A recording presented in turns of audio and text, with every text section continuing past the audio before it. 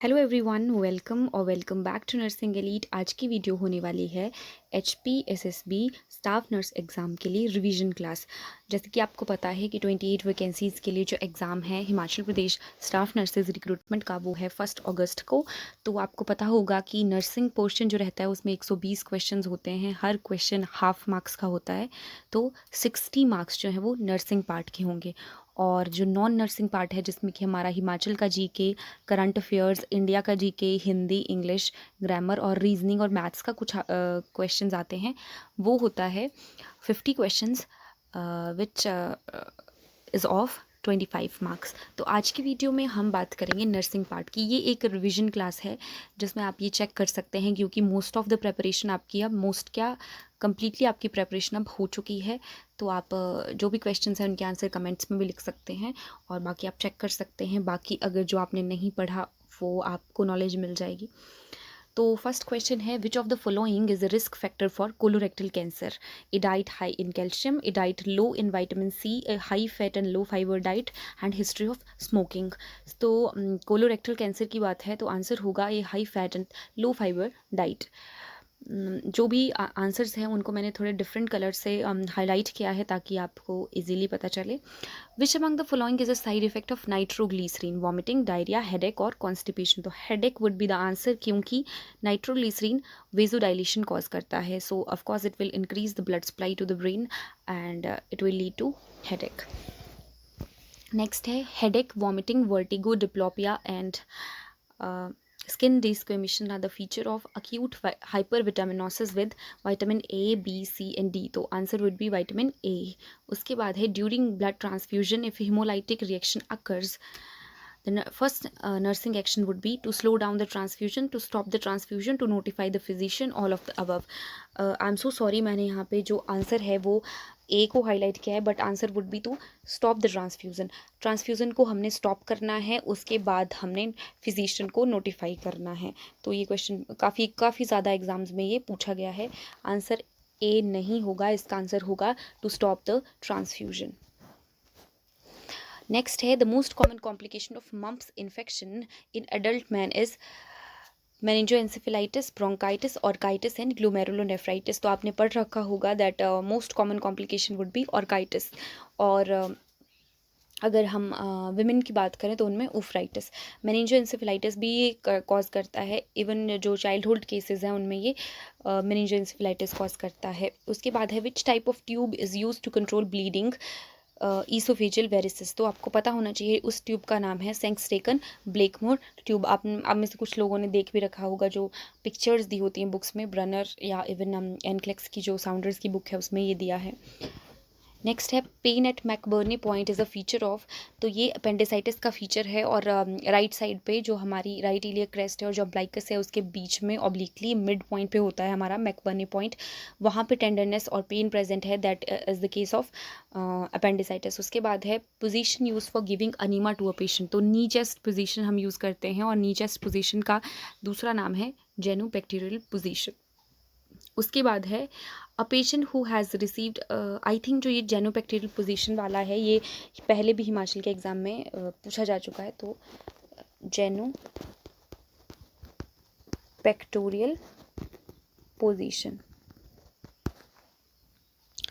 उसके बाद नेक्स्ट है, patient who has received an initial dose of an antibiotic has severe wheezing within minutes. The most appropriate term to describe this situation is synergistic reaction, serum sickness, anaphylactic reaction और cumulative effect. तो इसका answer होगा anaphylactic reaction. It can even lead to death. उसके बाद है, which drug is use for prevention of HIV infection from mother to child? तो mother to child prevention of transmission of HIV, उसमें ये drug जो use करते हैं वो है नेपिरेविन। तो आप ऑप्शन यहाँ पे देख सकते हैं, एसाइक्लोविर रखा है मैंने, नेपिरेविन, रिबावायरिन और ओसेल्टामेविर। तो जो ओसेल्टामेविर है, it is a drug of choice in case of swine flu. पूछ सकते हैं, यू मस्ट नो। उसके बाद है, a patient receiving chemotherapy which other medicine if administered bring down immunity and increase the risk of infection. तो options हैं, anti emetic, furosemide, anti hypotensive और steroids. तो स्टीरॉइड्स डेफिनेटली जो है वो इम्यूनिटी को कम करते हैं, तो ये आंसर होगा। और फ्यूसेमाइड कौन से ड्रग्स में आता है, कौन से क्लासिफिकेशन में आता है, you people will write in the comment section, आप लिखेंगे कमेंट में। उसके बाद है, मैं इसको थोड़ा बड़ा कर देती हूँ। Compression of which nerve causes carpal tunnel syndrome, तो वो है median nerve. Chorea subcutaneous nodules, carditis and arteritis are characteristic feature of heart failure, rheumatic disorder, renal failure या लंग डिजीज। तो answer would be rheumatic disorders. और कुछ Jones criteria करके होता है, उसके अंदर ये चीज़ें आती हैं, उसमें major minor criteria. Jones criteria, am I right or not, I will let you know in the next video. But आपको इतना याद रखना है कि रिमेटिक डिसऑर्डर्स के अंदर ये देखने को मिलता है। उसके बाद है drug of choice in rheumatic fever, तो वो है पेंसिलिन। आपने देखा भी होगा बहुत सारे इन्फेक्टिव एंडोकार्डाइटिस के केसेस होते हैं रूमेटिक फीवर के, या फिर तो उस केसेस में पेंसिलिन जो है वो ड्रग ऑफ चॉइस होती है। Turner sign is bluish discoloration of flanks, और Cullen sign is discoloration of periumbilical area. इसमें आपने कंफ्यूज नहीं होना है। और टर्नर साइन और कुलिन साइन कौन से डिसऑर्डर में देखने को मिलते हैं, you people will write in the comment section.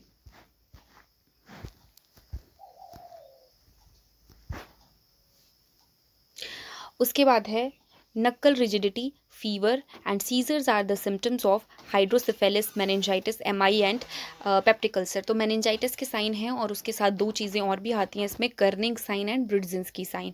तो आपको याद रखना है, कई बार अकेला ऐसा भी पूछा जाता है, जिस Kernig sign is finding of which disease, या फिर Brudzinski sign is a finding of which disease है। तो answer would be meningitis. Next one is a nurse is caring for an anaemic patient, what finding should suggest her that it is an acute blood loss anaemia. अगर blood loss anaemia है acute, यानी कि कोई accident case में बहुत ज़्यादा blood loss हो गया, हेमरेजिक उसमें, तो कौन सी फाइंडिंग सबसे पहले आएगी? Exertional dyspnoea, easy fatigue on exertion, bradycardiac rest और पोस्चरल हाइपोटेंशन। तो ऑफकोर्स बीपी फॉल होगा, and it would be the जो सबसे पहले जो साइन आएगा that would be postural hypotension. उसके बाद है tetany occurs due to hypocalcaemia, calcium का लेवल फॉल होने की वजह से। नेक्स्ट है rice water stool is a typical finding in the cases of cholera. ये हिमाचल का जो एग्ज़ाम हुआ था स्टाफ नर्सेज रिक्रूटमेंट का 2016 का, उसमें ये क्वेश्चन पूछा गया था। और इसके साथ ही एक और क्वेश्चन है पी सूप स्टूल। एक तो है राइस वाटर स्टूल, वो होते हैं कॉलरा में, और होता है पी सूप स्टूल। अगर ये पूछा जाए तो ये पाए जाते हैं टाइफॉइड यानी कि एंटेरिक फीवर में। उसके बाद है during haemodialysis which of the following drug is use to prevent blood clotting. तो एस्पिरिन, हेपेरिन, प्रोटामिन और वारफरिन। तो आपको पता होगा हेपेरिन जो हमारा हीमोडायलिसिस होता है उसके ख़त्म होने से, उसके बंद होने से आधा घंटा पहले हम हेपेरिन पेशेंट को हेपेरिन उसको चल रही होती है और आधा घंटा पहले उसको बंद कर देते हैं, क्योंकि एट द एंड हम नहीं चाहते कि उसको जो ब्लड क्लॉट प्रिवेंट हो। तो आंसर वुड बी हेपेरिन। उसके बाद है colour of amniotic fluid normally is pail straw, during post maturity colour of amniotic fluid would be saffron. और उसके बाद है during RH incompatibility colour of amniotic fluid is golden. तो आपको DC Dutta जिन्होंने पढ़ रखी है उनको पता होगा ये सब चीज़ें। नेक्स्ट है which supplement is given to a pregnant women to reduce the incidence of NTD, neural tube defect. तो वो है folic acid. If a women is exclusively breast feeding the contraceptive protection is up to 6 months of puerperium. उसके बाद है most commonly affected organ in subinvolution. सब involution क्या है कि जो ऑर्गन्स हैं दे फेल पार्शियली और completely to revert back to their original state। तो जो मोस्ट कॉमनली अफेक्टेड ऑर्गन है दैट इज यूटरस। उसके बाद है which of the following is an antidote of magnesium sulphate. तो मैग्नीशियम सल्फेट किस में देते हैं ये आप कमेंट में बता सकते हैं, और कैल्शियम ग्लूकोनेट जो है वो इसका एंटीडोट है। नेक्स्ट है within the but period of post delivery should RH-D immunoglobulin be given to appropriate candidates to prevent एंटी-D आइसो इम्यूनाइजेशन। तो आपको पता होगा कि रो-D जो है एंटीबॉडी दी जाती है मदर को, IG रो-D। तो इम्यूनोग्लोबुलिन D इसको कहते हैं, और ये दिया जाता है RH इनकम्पैटिबिलिटी को प्रिवेंट करने के लिए। तो ये देना होता है विद इन 72 आवर्स। उसके बाद है Pap smear is use for the screening of, इसका आंसर है cervical cancer. Commonest cause of PPH postpartum haemorrhage का कॉमनेस्ट कॉज क्या है, वो है एटोनिक यूट्रस या फिर एटोनिसिटी ऑफ यूट्रस। उसके बाद है safest position for the women in labour with prolapsed cord prolapse वाली जो वुमेन है वो लेबर में, उसको कौन सी पोजीशन जो है वो सेफेस्ट है, दैट इज ट्रेडलिनबर्ग पोजीशन। ये कौन सी पोजीशन होती है, जिसमें हम हेड एंड को लोअर रखते हैं और फीट एंड को हाई रखते हैं। तो ये क्वेश्चन काफ़ी ज़्यादा इंपॉर्टेंट है, मैंने देखा है बहुत जगह ये पूछा हुआ। उसके बाद है primary feature of cervical cancer. तो सर्वाइकल कैंसर का जो प्राइमरी फीचर है दैट इज़ इरेगुलर मेंस्ट्रुएशन। उसके बाद है WHO के हेडक्वार्टर्स, वो हैं जिनेवा में, और जिनेवा कहाँ है, स्विट्ज़रलैंड में। उसके बाद है कोर्साकोफ साइकोसिस and Wernicke's encephalopathy occurs due to deficiency of. तो ये होता है थायमीन की डेफिशिएंसी से, और थायमीन क्या है, विटामिन B1। और ये मोस्टली देखा जाता है एल्कोहलिक पेशेंट्स में, एल्कोहलिज्म वाले पेशेंट्स में। उसके बाद है symptoms like cheilosis, glossitis, red and shining lips, inflammation and burning of eyes, scrotal dermatitis indicate deficiency of vitamin B2। उसके बाद है a vitamin generally use therapeutically nausea and vomiting pregnancies, pyridoxine, और pyridoxine is vitamin B6। Same जो है उन patient में use होती है जो आइसोनियाज़िड थेरेपी पे होते हैं, TB के पेशेंट्स, क्योंकि उनमें पायरिडॉक्सिन की कमी हो जाती है और उसकी वजह से पेरिफेरल न्यूरोपैथी के उनमें चांसेस रहते हैं। तो जो भी पेशेंट TB वाले पेशेंट जो आइसोनियाज़िड पे हैं उनको भी पायरिडॉक्सिन दी जाती है, you can note that also. उसके बाद है a baby is considered normal if Apgar score is more than 5, more than 8, more than 4 or less than 10। तो इसका आंसर होगा मोर देन 8। उसके बाद है bronze baby syndrome is characterised by brownish black discolouration of serum, skin and urine. Bronze baby syndrome is seen in the patient with babies who are under phototherapy. Which disease is characterized by muscular rigidity, locked jaw, and rhesus sardonicus and opisthotonus? The answer would be tetanus. Next one is in which year Government of India started ICDS program? Most of the times they ask about programs. So in last exam which they have conducted, they have asked about Food Adulteration Act. So the answer would be 1975 EPI यानी कि expanded program of immunization कब start हुआ था India में, then it would be 1974. उसके बाद है UPI universal programme of immunisation was started in India in 1985. उसके बाद है Wilms tumour is a tumour of, तो ऑप्शन में आपके पास एब्डोमेन, ओवरीज इस तरह से हो सकता है। तो जो विल्म्स ट्यूमर है it is a tumour of kidneys. उसके बाद है what is the classical sign of pyloric stenosis?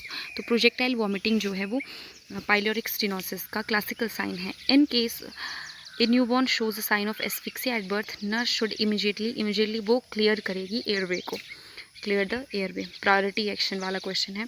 उसके बाद है filling up of memory gaps, तो ये देखा जाता है डिमेंशिया के केस में and it is known as confabulation. उसके बाद है irrational fear from pain, it is known as algophobia because algo stands for pen.